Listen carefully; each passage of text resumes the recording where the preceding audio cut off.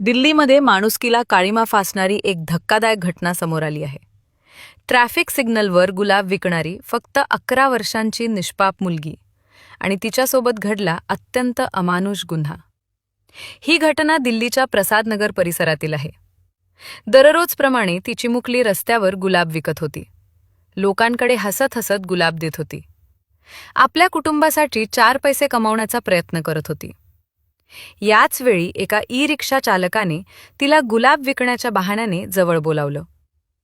तुझे सगळे गुलाब मी घेईन असं सांगून तिला फसवलं. त्या निष्पाप मुलीने त्याच्यावर विश्वास ठेवला आणि त्या रिक्षात बसली.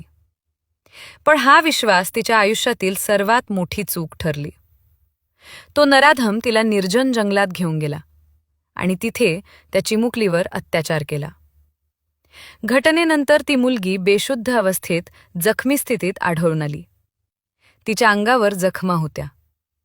ती रक्तबंबाळ अवस्थेत होती आणि वेदनेत तडफडत होती.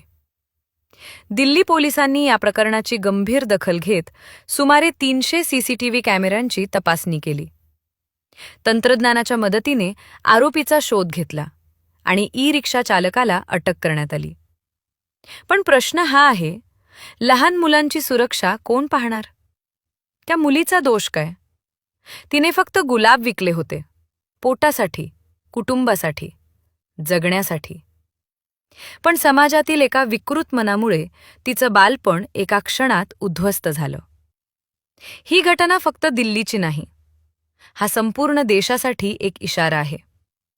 लहान मुलांची सुरक्षितता ही फक्त पोलिसांची नाही, ती आपली सगळ्यांची जबाबदारी आहे. त्या चिमुकलीसाठी न्याय मिळायला पाहिजे. अशा नराधमांना कठोरात कठोर शिक्षा झालीच पाहिजे. हा व्हिडिओ फक्त बातमी नाही, हा आवाज आहे निष्पाप मुलांसाठी, त्यांच्या सुरक्षित भविष्यासाठी आणि माणुसकी जिवंत ठेवण्यासाठी. फॉलो करा विस्तार मराठी, खरी बातमी, भावना आणि सत्य मराठीत.